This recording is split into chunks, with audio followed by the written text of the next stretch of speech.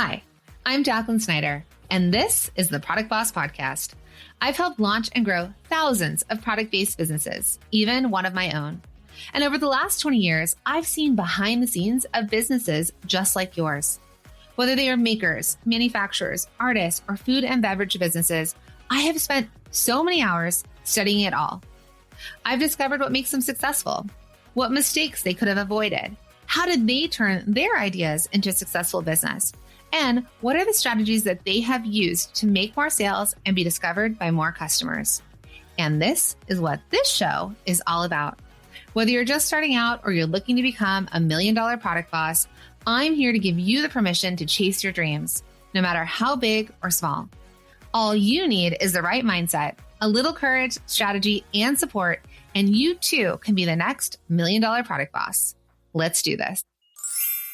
Hey, product bosses. Welcome back to the Product Boss Podcast. I am so glad you're here. I am all about having more fun in business. Again, right now, all the time. Business, life, all the things have felt so incredibly difficult and hard. I think the world just keeps throwing lots of curveballs our way. And I feel like, we made it through 2020 and we're like, okay, we made it. We're here. We've navigated this thing. Things are going to get easier and things keep feeling hard. So here's what I want to say. Oh, well, that stuff's going to happen out there. I got lots of hard things happening in my life, but I'm also ready to step into this next level of me of really finding joy and fun and making business fun again. Because guess what? Things are usually not fun when we have to work for other people. I mean, maybe you have an awesome job, but a lot of times we're like, can we get out of here and live our best lives? So can we make an agreement right now and live our best lives together? Can we make business fun? Can we make this a little bit more joyful? You might hear a little bit more of that tone coming from me these days. I realized that over the last year and change, I've actually lost the fun. Because if you know this, or maybe you don't, I started this podcast and this business with a co-founder, Mina, who, by the way, is doing really well and says hello to all of you if you've been listening for a while. We're still really good friends, but our paths diverged. We went different ways. And I realized we used to have so much fun together. So much fun. And on the show, we had so much fun. And that's the thing that I kind of want to bring back. I'm just like, let's make this light. Let's make this fun. Let's make business fun. Okay. So that's my little I guess I had to say it out there into the world to all of you so that that's what I want. That's what I'm going to try and do. I'm bringing that into my programs. If you're a student of mine, you're going to start to see that. We're just going to make things fun again. Things are hard enough. So why does this have to be? Doesn't. It could be, we're going to do the work, we're going to put our heads down, but can we make it fun and joyous and funny and all the things? I think so. So I'm not going to promise that this episode is that because this is recorded before this grand statement to all of you, but I am really excited because today I'm coaching Asli Wade. Okay. And she's actually a student of mine. She is in my programs like the Product Boss Sales Accelerator, formerly Multi-Stream Machine, but now it's the Product Boss Sales Accelerator. And she's joined one of my masterminds. And so she's in my Inner Circle mastermind. And so I've known her for quite a while now in the way that I get to work closer with her than many of my other students. And she owns Boutique Butterloo. Now, she is just fun and joy and so supportive and just an incredible human that so many of us, if you get to be around her, are so lucky and blessed because she feels like a best friend immediately. And I think that kind of comes out in the products that she sells as well. So her company is Boutique Butterloo. And Boutique Butterloo, I mean, she is an Etsy veteran, okay? Etsy veteran. She has made so many sales on Etsy, almost $1 million business on that channel. And she's also really heartfelt. It comes out through her products of personalized picture frames and custom gifts. Now, Asli came into this coaching session wondering, should I get on Amazon? She's like, Jacqueline, you tell us we should get on more sales channels. My sales are really taking a nosedive on Etsy. If anyone else feels that way, I'm going to tell you you're not alone. Something's going on over there. So this is why I've always said we don't want all our eggs in one basket. So she's had all her eggs in this Etsy basket. And now she's trying to think, well, what's my next sales channel? What makes the most sense for my product? So is it Amazon? But throughout our conversation, you're going to hear what she really needs, because that's what we discovered.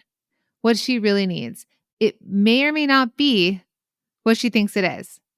So we're going to dig into that. And so in this episode, If you are a multi-passionate creative, you've got all the ideas, you want to sell in all the places, you're really excited to get your product out there, and you've thought, I want to grow, but I'm not sure which direction is best for me, then this episode is for you. I want to help you rediscover your spark. I want you to map a simpler, more aligned path forward, just like I'm going to do for Asla. So, you ready? Let's dive in. Asla, welcome to the Product Boss Podcast. I'm so excited to coach you today. We've been working together for several months now inside of my Inner Circle Mastermind, and it's been really fun. One, to get to know you.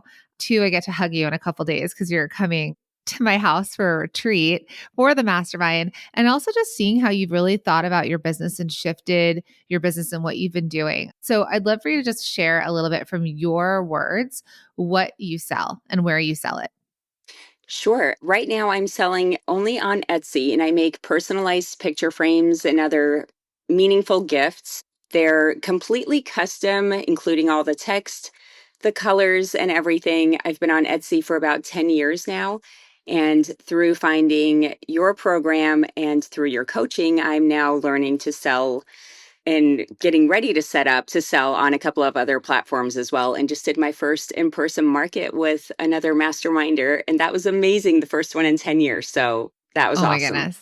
Good. It's fun because it seemed like really fun energy. You both had sleepovers that we were all jealous about. We're like, oh my God, they're together. It was so fun. Yeah. And I know you prepped for that, so your company is Boutique Butterloo, and you've had quite a successful business over the last 10 years. And one of the things we've been kind of honing in on is what we know about Etsy is that it's very product focused, right? So it's like, I make personalized picture frames, and they could buy a mom picture frame, they could buy a pet loss picture frame, they could buy a new baby picture frame because they're searching for something like an SEO search. They're finding your product. They're verifying that you're a credible store, you've got good reviews, and they're purchasing, but they're not looking at it as an overall brand. And I know that's something we've been tackling, but where have you had, like, let's just dig deeper into the frames, and also because you've just done the in-person market and you've had some time since you were there and it's still been selling.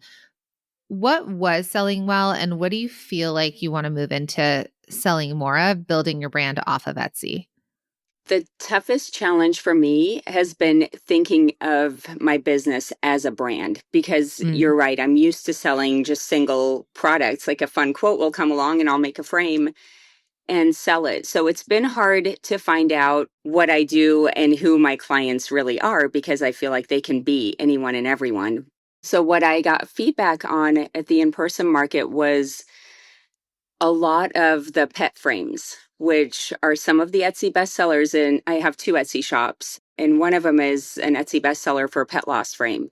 I made a couple of samples of pet loss frames, and then I made a couple of just frames with cute quotes about, people and their dogs and loving dogs more than people and, just cute, funny quotes. And those drew the most attention in person. So that was awesome to see because I know that there's a whole market I can get into there with pets. And as well, we got a lot of feedback on the grandma frames.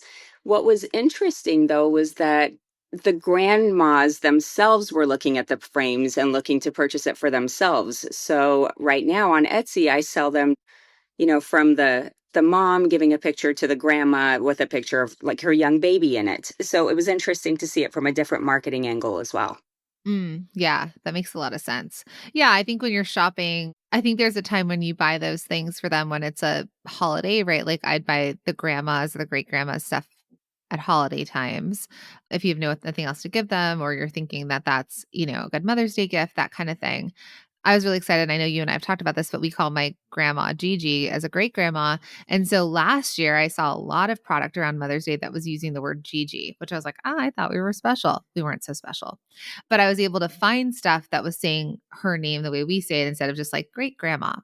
So I think that, yeah, I can switch, and probably like you're saying, you're experiencing an in-person market and you haven't done it in 10 years. So that consumer behavior, the target audience is a little bit different than when someone's going to look for a gift for someone. Because probably grandma is not going on Etsy to buy herself a grandma frame. But if she's out and she sees a grandma frame, she's like, oh, that's cute. I just got some pictures of my family. I'll buy that frame because it kind of self-identifies her. Exactly. So your company was at close to $1 million in the past years. And I know that, revenue has gone down. And a lot of that is because your eggs have been in the Etsy basket and the algorithm has changed, right? Correct. Yes. Yeah. So we've been really kind of thinking about how to get back to those numbers and how to do it well where all your eggs aren't in one basket, and that we can leverage other sales channels, leverage other audiences. What happens when what used to work just stops working? So for many of us, right, many product-based business owners and entrepreneurs, that moment is a wake-up call. You know it. If you felt it, you know it. The market all of a sudden shifts. A platform changes, and suddenly the thing you built your business on doesn't feel so steady anymore. So that's exactly where Asla is. She's navigating the messy middle, what was and what's next. But, and I have chills saying this is where the magic happens. I know it feels really hard right now, but this is where the magic happens. When you stop trying to recreate the past and start building towards a more intentional future. And that's exactly what we're going to dive into next. How Asla can move from being dependent on Etsy to building new revenue streams that fit the next chapter of her business. Oh, I am so excited. So excited to see where this goes. What I love to do and teach is that, yes, you can have your own website, but you have to build your own audience for that. And I believe it to be important because it's the hub of your business. But the easier lift for you is how do you leverage other audiences that exist on other sales channels? So one of the things you wanted to talk about was Amazon. Is that where you want to go first, or what would help you? I would love to talk about Amazon because I know Okay. that a lot of my clients are on Amazon. Okay. So let's talk about it. I know you are going to try and do it without an agency, which is absolutely possible. But let's dig into Amazon. What are your thoughts? What are your questions around it? So right now I have hundreds of listings in my Etsy shop. Okay. And do you recommend just starting the Amazon store with a handful of listings? I've done Amazon Handmade in the past, but that was totally different. And I think I'd like to do the Fulfilled by Amazon so it can be prime shipped out.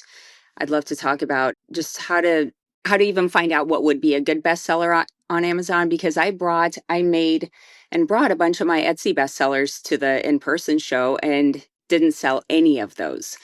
So I'm thinking, well, if I put my Etsy bestsellers on Amazon, maybe they'll completely flop on there too. And I'm just not sure how to pick which one of my items to bring over there. Well, okay. Like we said, they're different customers. So your in-person market was in Austin. Was it in Austin? It was in Round Top, Texas. Okay. So already, like, we're in Texas, Round Top, Texas. You said there was a lot of like glam and cowboy hats and, right? Like the audience felt different. Definitely. Yes, definitely. Okay. So that's something to consider when you do in-person markets and because you do have so much product, you really think, and that's a good research point, is who is the customer that's going to be at this market? Because I think a lot of times people think they could just show up to a market, any market, and sell their product. But it's that same idea as like each type of market attracts a different kind of customer. And some are trendier than others. Some have different vibes and feels. Like your stuff definitely has like a vintage vibe. I didn't tell you this while you were there because we were voice texting back and forth. And I was like, I don't want to like throw your brain off like kilt because I wanted you to stay focused and sell. But your stuff, and especially in the booth that you were in, your stuff has that kind of like shabby chic, romantic vibe to it. And if you're in this like super ultra modern or like trendy young people, like Urban Outfitter vibe or like glitzy and glam cowgirl, I'm just saying, maybe the product doesn't match the people who are there because it doesn't match their homes. Definitely. I definitely saw that once I was already there. Yeah, which is fine because that's really good, clear feedback. So then when you're looking at for you, and I know we want to go to Amazon, but when you're looking at markets, which I love for you because I know it's time and effort, but I think for you to get back like boots on the ground, actually your gap right now is that you're not connected to any customer. You don't know what they want. You're not talking to them. It's like you're posting and listing and hoping that somebody sees it. And I'm afraid that you're going to do the same thing on Amazon, which is why you're asking these questions, because you're actually not getting data or feedback from real customers. Right. Absolutely. So you might fit really well in vintage inspired markets because it's got that vibe. So people who are looking for that, it does have that shabby chic. And I was telling you, I left you the message about Love Shack Fancy? Yes. Yeah. So I'm like, I either thought it Nope, or I got it. or coached you on it. Okay. So Love Shack Fancy, I was coaching a group earlier and someone was like, I got to get out of my house. And I was like, yes, yes, we have to get out of our houses. We have to go to stores. We have to walk the trendy streets. We have to not only go to big box, but find small boutiques, find where the tastemakers are shopping. So going back to Austin, there's, oh my God, it starts with a C, the street. My brother got married on that street. But there's trendy streets. I'll just say let's just say Rodeo Drive. Not that that's trendy because it's all big designer stores, but knowing what's out there and what the trends are is all of our jobs selling physical products. We need to know, for you need to know interior design trends, home design trends, language trends, right? Are people snarkier? So have you been like getting any of the content online that's like about trad wives? Do you know about trad wives? I do not. Okay. Whoops. Traditional wives. That's what it's not a whoops, but it's like there's this trend called trad wives and they're technically traditional wives Okay. is what the word is. And your rich BFF, she's great. She's like a financial influencer online. She did this whole reel on it. And I was like, oh my God, she nailed it on the head. So there's this obsession with trad wives, which is basically this idea of women. It's meant to be funny and viral, but they dress up in like evening gowns and their hair is on, their makeup's done. And they're like, my kid wanted a juice box. So I went and I juiced the strawberries and I picked the lemons from the tree and then I smashed them individually. And it's like this whole very delicate process of like handmade from scratch juice boxes and you're watching her pour, but she's just like so delicately doing it. And then there's this one I watched where she's like, and then they wanted another. And you've watched this like entire process, right? And so it's funny and it's ironic and it gets the scroll to stop. But what your rich BFF, what she had said was the thing that we're actually longing for is the spaciousness and time to do things that would mean like staying home and tending to your chickens or your farm. That's why all these people want land with animals. They're like, what does Luck's life look like? Time, abundance of time to smash strawberries and make a handmade, juice box for your child or to be out with the horses, which is ironic because back in the day we had like there was a stay-at-home, typically a lot of times it was a stay-at-home mom, only one person in the family had to work. And so now that everybody has to work and they're doing all these things, they don't have time to cook and they don't have time to garden. That almost is the luxury of having time to do that. Okay. So I bring that up because your product, when I look at it, has this like vintage feeling, this like old school feeling of a time that felt easier than the time we're currently in. Okay, I love that. It's a long way of me getting to that point. But there is this element to what you make because there was the time of shabby chic and the time of that look. But there's also going to be this element of like people are looking for vintage and eclectic and richness of life and these throwbacks to a different time because this time that we're currently living in feels hard. In the future, we'll look back to this time and be nostalgic for it, but Right. that's sort of what happens with humans. And so your job as someone who creates and sells product is to be aware of one, what trends are happening from a product perspective, but also what trends are happening from a culture perspective. And then I know this sounds like super next level. You're like, I just want to sell pet loss frames, but it brings it back to why when someone sees it, it's going to be the thing that they want and what they buy. And it has that nostalgia to it. So as you're thinking about your product, you're thinking about your new designs, you're thinking about you may look at it and say, oh, this current way that I've been designing might feel a little bit older and not on trend. But when I brought up Love Shack Fancy, which she's like a New Yorker that wears gowns and runs around with bows and flowers and everything. And she like collects pieces from vintage France. And it's so like luxurious and dreamy and bubbly and sweet. And it's like that kind of like taking a bite out of like that version of life versus feeling the drudgery of life. So I want you to feel, it's actually more of a feeling that I want you to start to feel into your product more than think about your product. Okay. And that's what's going to really help to like cement back into what you do, what you make, what the design aesthetic looks like. So that, and this is again, going back to you doing these in-person markets, it's then fitting into the markets where that customer is. So once you feel that essence of what your brand is, then you find the markets that it makes sense that that customer is walking around. You had that store that approached you at that in-person market. And when we looked at what her booth looked like, it was like a puzzle piece that fit perfectly together. Her vibe and your vibe match. And there's more of those people out there. And so that's what you're looking for. You're not looking to fit into every store or every home or every customer. You really want to find that like that match. And there's enough people in the world that you can find it, but you have to feel it as you're developing your product. Okay, that makes a lot of sense. And I feel like maybe that's why some of the older women were drawn to the product, like to purchase it for themselves and to fit it in their homes. I did bring one new design to the market, which ended up being like a super hot ticket item. And it was bright, bold florals and a quote about just a girl and her dog. And that was the frame we sold the most of. In fact, during the middle of the market, I came home and made a few more and sold out of them and got a few orders to ship out as well. Also, when we were there, the other masterminder I was with had a great idea of having me go around and just ask for feedback from some boutique owners. And that was great too. I realized all the feedback I got was positive, and it was awesome to be able to talk to each boutique owner and just ask like which colors they liked, which fonts they liked, what they would order if they were ordering for their store. So it was good to get all of that feedback. The in-person was nice, and I totally understand what you mean about knowing your audience. And next time I'll do my homework ahead of time because that would have been helpful.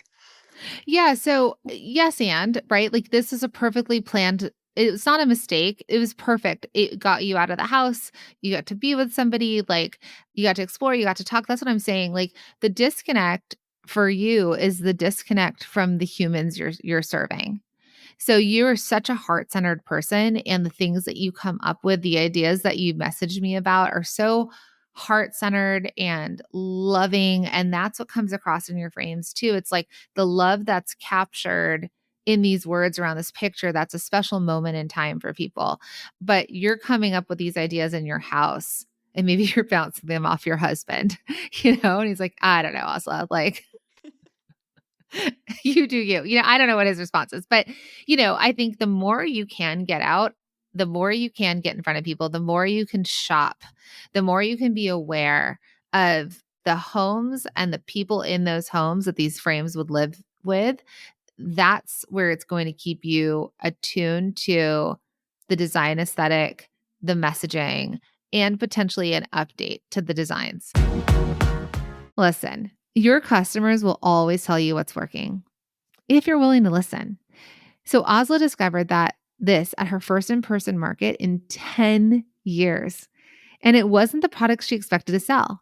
It was the pet frames and bright, bold floral designs that drew the most attention. She was actually just with me at my house. We had a retreat at my house for my Inner Circle Masterminders. This is for my 6 and 7 figure students. And she actually was telling us, she's like, I haven't changed my designs in a very long time. And then all of a sudden, these bright color ones are selling. And we're like, yeah, let's pay attention. Let's look at see what's happening in the world, especially with picture frames, right? We have to look at the trends of what's happening at home. So the cool thing about this, and you might feel the same way, I've had to tell Asla, I'm like, you're going to have to leave your house, right? Because sometimes we get in these silos and we're working at home or in our studios and we're just like our heads down and we're working. But when was the last time you interacted with real people to know? Because sometimes the most valuable feedback comes from watching someone's face light up when they see your product, or from real conversations, or from stepping outside of your comfort zone, out from being behind your computer and just asking someone, what do you think of this? And I am so proud of Asla because she literally did that. This market didn't feel like it was working for her. So what did she do? She got up, she walked around, she asked questions, she got curious. Curiosity, my friends. So if you're unsure what direction to go, I want you to get in front of your customers and let them lead you. That's why I actually do love in person, especially if you're just starting out. It's a great place to get great feedback, but I just want to make sure that you align that your ideal customers are at that in-person market. Okay. Not just, the farmer's market down the street. We got to make sure that what you sell matches the customers there. So Asla was able to learn some really great insights from the in-person market when she went this market in Austin. But she's also just starting to get back into that market. She's starting to see what's going on. So let me check back in and see where she's at and where she's at with customer feedback. So the bright colored flower frame that you did, which there also is this like really big trend right now for homes getting bright again. So saturated walls, like ceilings painted, wallpaper on ceilings. So your job is to actually follow interior design accounts, Okay. whether they're women at home fixing up their houses or you're following interior designers that are of your vibe, because you do need to be on trend with what's happening in the homes to know that, like, so the frames match the home. They're like earrings, right? They have to match the outfit. And so people aren't going to buy them if they don't match their aesthetic. Okay, that's such a good point. Actually, I have so many designs that I mean, they're the same designs from 10 years ago Yeah. because they keep selling. So I haven't updated anything, but I realize there's so much more I could be adding on that is more on trend.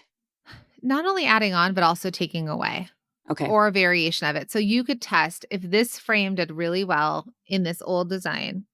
What if I take that same language and update it on a brighter frame that's still in the aesthetic? Because your stuff is still very feminine, florally, bows. Like it's, we're not going more modern with your frames in the way of like super chic, like, I don't know, I'm trying to think of it like West Elm design.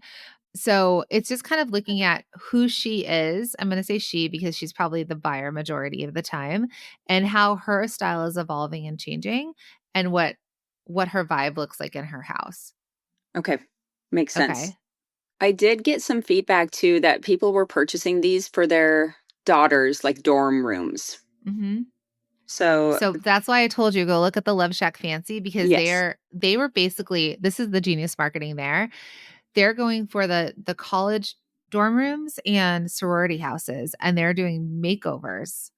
So what they're doing is they're getting in at this college level kid who's a little bit of an influencer. So my 9-year-old is being served up content that has Love Shack Fancy stuff in it, because they're looking at these like influencers that are like these teenagers that are doing makeup tutorials, whatever, talking about their Stanleys, all that. And then these young girls are buying into the trend of Love Shack Fancy, and bet your bottom dollar they're going to beg their moms for these $800 dresses. But again, the dorms that they're updating or the sorority houses that they're updating are probably at sororities that have the money that these girls are going to buy $200 skirts, $800 dresses. I know these numbers sound insane, but like their positioning is very specific as well. Okay. That makes a lot of sense. So much of it is just paying attention to the positioning and who the customer is and meeting the customer with what they need and what they want. Okay. So yes, and you have a lot of product. It doesn't mean keep adding and adding and adding. It could be reducing. It could be you testing out a micro, like a small collection. So if that flower frame did really well and Mother's Day is coming, you can do something with flowers, for example, and do a couple mom frames if you want, the daughter frames, a couple grandma frames, and just try that trend. Don't make a gazillion of them, but try what you saw that sold with the languaging, the words, the copy on it, and see if the design Okay. shifts the purchases. Okay. Perfect. So you don't need to come up with any new words, just the aesthetic of it. Okay. 'Cause sometimes the creative mind just takes off and then I have a I million know, and one things I want to do.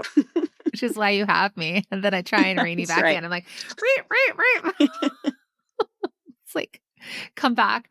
I know it's hard, especially again, because like you could make anything. Like you have an idea and you can go and make it and then list it on Etsy and sell it. But I don't want you throwing that like spaghetti at the wall. I want us to kind of hone in and start driving your revenue again in the way that you were used to. And it might just be a shift in messaging and visual appeal. So even on Etsy, potentially with a couple of shifts in your design aesthetic, you could take the same kind of listings, but change. I'm not saying change it. I don't know how it works, but like if you're not changing the images, but it's the same concept. So if they're searching for the same thing, but the end result that they see just feels maybe more updated. Okay. So then knowing that and thinking about Amazon, the Amazon buyer is a convenience buyer. So They are looking for off-the-shelf product, which you and I have been talking a lot about, and figuring out how to take your custom, because your frames are so custom. They are looking for a scalable, more off-the-shelf product. Yes, you could do Amazon handmade. We don't teach on it because it's not something that the general consumer is really aware of. Right. And if you really want to grow on that channel, it might be more of like these scalable products. So you're going to want to identify. It's the same thing that it's very similar to Etsy in the way of like identifying the highest traffic keywords, right? Knowing what competitors are on that marketplace and seeing what their best performing products are. So like the reviews, the price points, their images, their listings. So you're going to want to do some of your own Amazon research. Have you done that yet? I have done some. So I think that the pet memorial picture frames to me make the most sense. It is something that we talked about this when my mom's dog just recently died. And I was like, oh, I should get her a frame. Or you're mourning the loss of a pet and you're looking for something to, I can't tell you, people listening are probably like, yeah, we still have our dog's ashes in the corner of our closet, or like, like we're those people. So that's the thing, that it's like those people, there's going to be the people who are like, yes, or there's people who are like, this is a giftable, but it makes a lot of sense versus, I think at Mother's Day, for example, Mother's Day makes a lot of sense for you to do, like, if you wanted to do Mother's Day frames for Mother's Day and you set it up and you do the listing and you run traffic to it, you could do that, but it's not going to be a year-round product. I think that the year-round product that makes a lot of sense is the pet frames, whether they're pet memorial or they're pet lover frames. But to me, the bigger the problem is that they've lost a pet and they're looking for something, and that's what they would go and look for. Yes, definitely. The pet frames are the ones that consistently sell every single day. Okay, well then there's our answer. So you're going to want like optimized listings. So are you in my program where I teach about Amazon? Yes. Okay. So go through I stumbled because I haven't made the announcement yet, but we're changing the name. Okay. Well, I knew that's why I didn't want to say anything at the beginning of our thing too. Yes. Okay. All right. So Multi-Stream Machine is now going to be called the Product Boss Sales Accelerator. Thank you to my masterminders for helping me come up with that name. So you were part of that. Yay. So the Product Boss Sales Accelerator in there, because we teach about how to sell and get in front of other people's audiences. So in there, that Amazon module, which is taught by an Amazon coach, is something that will walk you through the steps to get on. So my goal for you by the end of April is to get listed on Amazon with your pet frames. Okay. And it doesn't mean that you need multiple listings, and you'll learn this in there, but it could be, and you'll see this where there's like the frame and then there's the variations of the frames. So it might be a pet loss frame, and then you get to pick, like it'll show you the different variations, and then they could pick the one with the bow or the one that says dog. And if it was a cat or a dog one, those might be different listings, and you'll learn that inside of that training. But then you're going to have like pet memorial picture frame. Like this could be a product title: pet memorial picture frame, thoughtful sympathy gift and keepsake for pet loss, holds 4x6 photos, solid wood, personalized memory gift. That was from ChatGPT. I love it. That was so good. So when you feed it, you're in the program and you'll learn from it. You can know what to feed ChatGPT to come up with the answers for you. People think that they could just go on to like AI and solve for all of these different things, but you need to know what to feed it to get really specific to what you need for your company. So I think you'd go with the pet loss frames. I think learn from what she says on whether you do variations or like the single listings, and you'll optimize your product titles. And then the other thing you're going to need is the right photos for Amazon. So your project will also be making sure that you've got the right kinds of photos. And so I would tell you, as you're learning through this, I don't want you to, this is going to be your new mantra. Okay. I'm not going to do this without gathering information. Okay. I'm going to get out there and I'm going to identify what I need to know that exists. So Amazon, you're going to go on and you're going to look at your competitors. You're also going to look at just people who sell picture frames online, the top sellers, and go identify what's working. So how do I even get credibility on Amazon? Because I have 90,000 plus sales on Etsy and all these reviews, but then I'm going to go on Amazon and be a brand new store, which I feel like would be kind of hard to even get sales without any ratings. It is. I mean, it's going to be, you're going to need to learn Amazon. If this is what you want to do, you're going to need to learn Amazon and you're going to need to learn how to play in that playground. So in the program, she does talk about pay-per-click ads. She talks about how to get listed. You're in the mastermind where Michelle, who's one of our students who was a huge Amazon business, and for her, Amazon kind of bottomed out for her. The sales channel, we not bottomed out, but didn't perform the way it used to. We added another sales channel, which is wholesale. She's been working on that with me for over a year. And she just got an award today on Fair about being like this top seller. I'm so proud of her. But it's not an overnight thing. And it was a lot. Like, we've worked on this for a long time. So she's still been working for her main sales channel was Amazon. So she's still been working on optimizing it, fixing it, because you two are very similar. You both had sales channels that you don't own that kind of broke for you. They performed really well. You guys were high six-figure companies, and then things started to shift and change. So instead of baby out with the bathwater, it's like, let's optimize the sales engine that you do have the 90,000 sales and you've been on for a long time and you have the credibility. Let's make that thing work again. And then as you add on the sales channel, it's not going to be a light switch, but we get you listed on it. Then your job will then be, instead of coming up with product idea, your focus starts to go into, how do I build this sales channel? How do I make this thing work? What do I have to do? How do I optimize it? And that's going to be your job to get that machine going. Once you get that machine going, then it's less lift on you, but that beginning part is going to be harder. Okay. And knowing what you know about me and my business, do you recommend Amazon as the next step for me? I think it makes a lot of sense in the way of, it might be boring for you, knowing what I know about you. Because once you get something working, you kind of leave it and you let it optimize and you just keep making more of that and selling it. Okay. Okay. But do you like money more? So, so it doesn't mean that it has to be everything you do, but if that feels like a lever, and I want you to talk to, we're going to be masterminding on Thursday. Like, you're coming here. There's some women in the group that are selling really well on there. And I think this would be a really good conversation to have with them. But they'll also tell you they have multiple sales channels running and they don't have everything being sold on Amazon. So if we can hone in and focus, and then we turn on this little money-making machine, then it's just you needing to stay focused enough to grow that channel and make that your effort. And then, if it does really well, then great, you can create another listing, but it is more of a lift. So do you want to do that? I guess it kind of depends. Do you recommend just targeting the pets, learning all about pets, researching all the competition with pet frames, and then going all in on pets on Amazon? Or should I try to bring in a couple of my other Etsy bestsellers and research those too? I feel like that. I think the easiest pathway into me is pets, because Amazon is a solution to people.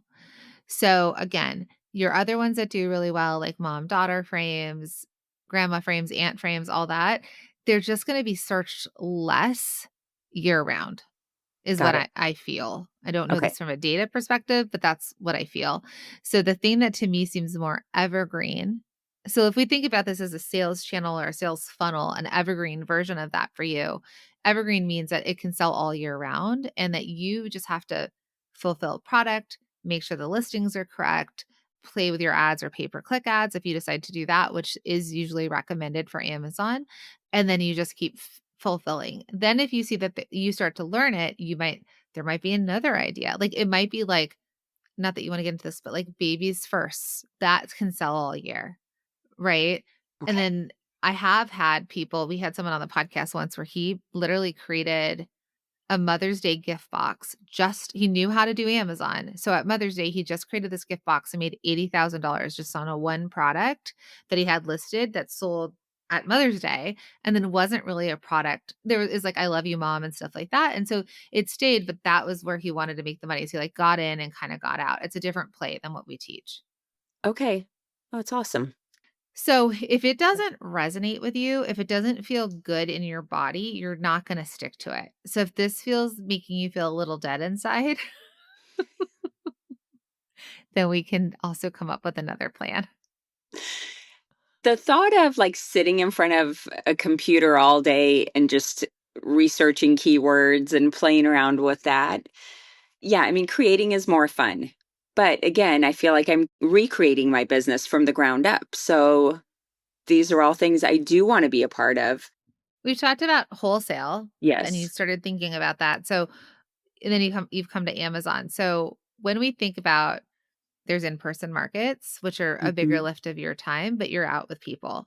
I know it's not like the biggest moneymaker, but that's an option. There's wholesale, which you made that connection with that woman about getting into her store. And then let's say there's Amazon, and obviously there's direct to consumer. Out of these options, because you've kind of got a bunch of ideas going, what would you like to do? To be honest, in person was so fun. Interacting with people was so fun.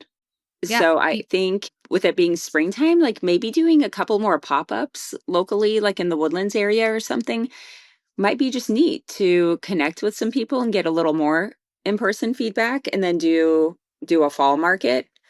I Okay. used to do really well at those at the beginning, but I feel like that's something I can just always do. So my goals for this year were three huge goals, which I realize I won't get to all three, but it was get my website, Amazon, and wholesale.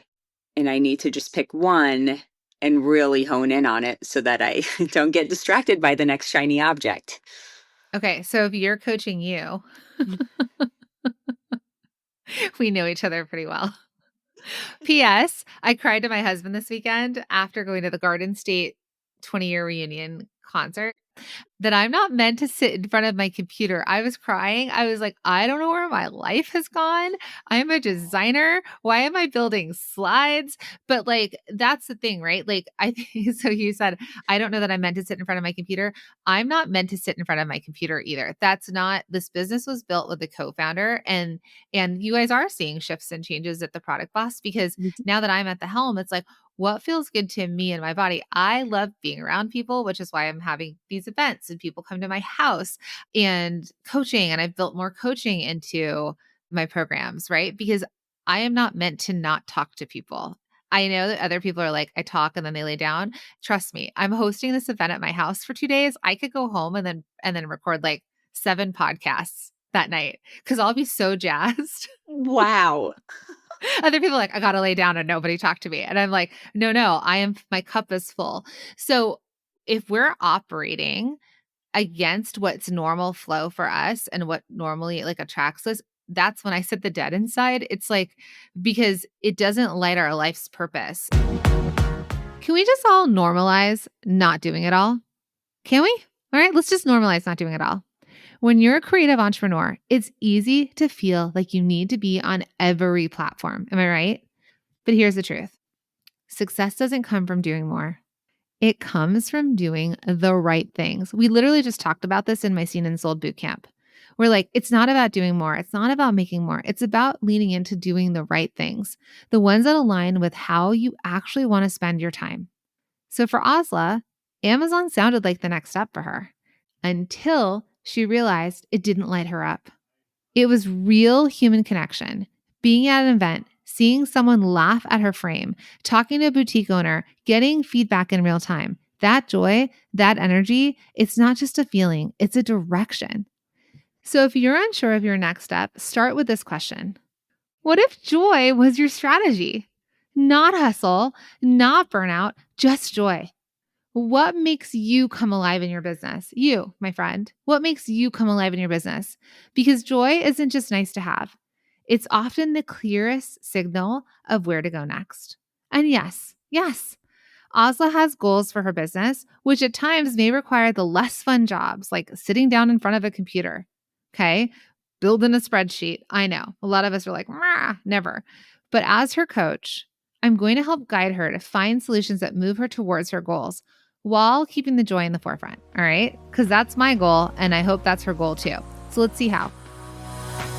There's going to be times when I can be creative, and there's going to be times that I have to stay focused, put those blinders on, and get the job done.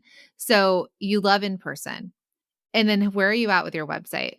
I'm just getting started. I'm going to transfer some of my Etsy data Okay. over to a Shopify store. Okay. So that's a big lift to build Mhm. a website. So yes, we coached on Amazon. You know the possibility of Amazon. To me, if you're willing to invest in someone to do it for you, Mhm. I'm telling you, it's probably going to be easier because then at least you're like, all right, I'm paying this person to get me listed. You don't have to worry about it. And then they're dealing with the stuff, the grunt work that you don't want to deal with. Okay. I feel like it's a faster route if you want to sell Amazon, and I would go with pet frames. Okay. Perfect. I think that might be a better fit Yeah, as we if talk that's through something you want to this. do. Yeah. Okay. So then in person, that's fun for you, and that's gonna reconnect you with your purpose, with your ideas that you have. You get to like, you've had a lot of really cool ideas like the car hugs or the inner child stuff, and so if you bring that stuff to market, you can test it and see what the results are, and that's really like that's great because some people have in person as their main sales engine, but it's Mhm. also a really fantastic way to test and try products in front of people. You're right. We actually ended up bringing a new product to market that ended up being another good bestseller, and so we're gonna put that up as a listing too. And The it's car funny, things. yeah, with their pet photos in them. So they send Oh, me a picture of their pet, and I create it with their like dog picture in it. They're so cute. interesting. Yeah. So so pets are winning, and I told you this too, the pet market is bigger than the men's market. People spend money on their pets, and I think even yeah, there's like the glamorous, like maybe people even in recessions or turns that people aren't gonna buy like all the things for their pets, but they're still buying stuff for their pets. Definitely. And things that make them feel good, and pets make people feel good in times that are also feeling tumultuous. So, Shopify is also a big lift. If I were to tell you what I think you should do, I think Mhm. that you should keep leaning into wholesale because that to me is easier. That's relationship building. Okay. That's really focused. So, you create some line sheets, you find the boutiques that match, you pitch them. And in the Product Boss Sales Accelerator, we've just rebuilt the whole wholesale module. So it's real good. So it'll support you in that. You get access to that. My past students get access to it. And so I think that could be more targeted. And then maybe your goal instead is like, can I get into 10 stores? And for you, like maybe in the month of April, May, maybe by June, the end of June, I want to make it lighter on you, like a lighter lift. I don't want you to feel like I have to get into 100 stores in the next 3 months. But what if we said 10 stores that you built relationships with, you found the right ones, you sold them some product because they're going to give you feedback as well. Right. Okay. I think you're good with the individual connections. That's going to hone you back into what your business needs to do. So I think I would say wholesale because you don't have to worry about the marketing. You just need the relationship building and the selling and improving your Etsy and then adding on some in-person markets and make it's not necessarily going to get you back to your $1 million a year this year, but it's going to reconnect you and you have other things going on too. So Right. it's going to reconnect you with what Butterloo is now Okay. in 2025. Okay. I love that. When you say wholesale, am I pitching in person? Am I walking into the boutiques and doing it in person? You can. Okay. There's 3 ways you can do it. You can and I'm teaching this inside the program. So, one can be warm calls, and I did this in one of my other episodes, but we'll do a freebie for people who listen to the podcast. So, I'll give you guys it's our wholesale scripts. So, it's like the first phone call and the first email that if you're going to find the stores, what you say to them, just like that initial part of trying to create relationship. You're gonna need line sheets. You could have line sheets that are specific to the type of store. So you could have like a pet line sheet and you could have because you have the 2 stores on Etsy. Hmm. So I'm not saying that the names of the company needs to change, but you could have like the different marketing. So if you're going to a gift store, you might show them here's our pet ones and here's our people ones Okay. and like divide them up. Or if you're going straight to a pet place, you just give them the pet ones, Okay. right? Perfect. So you could do calls, you can do dropping in, and I'm also gonna have scripts for that, like, if you just walk into a store and how to prep that if you walk in and you wanna pitch them.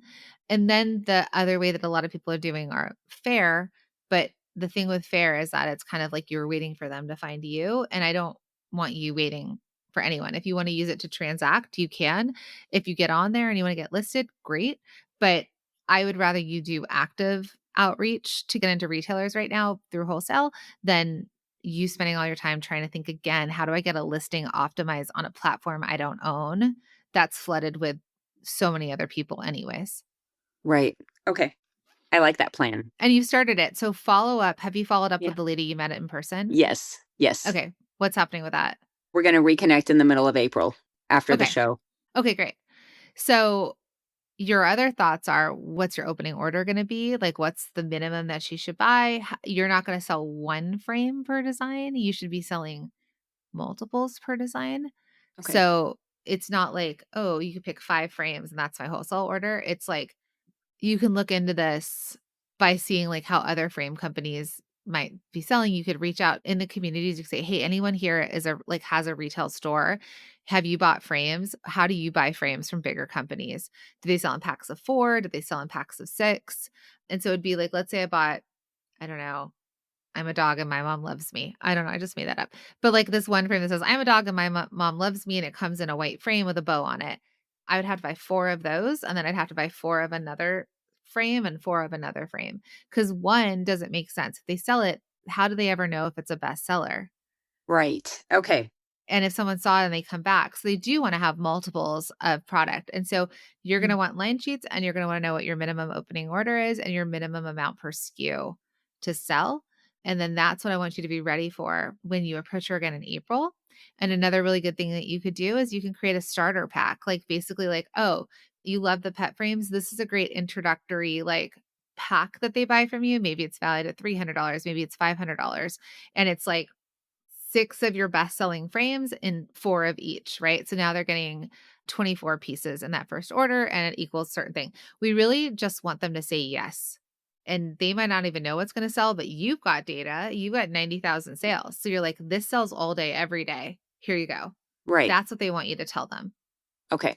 So don't overcomplicate it with like my color choices and the add-ons and all that. Just show them the best seller and offer a few of those, right? Yeah. The customization part of your brain is going to have to pause because they don't want to have to make extra decisions either.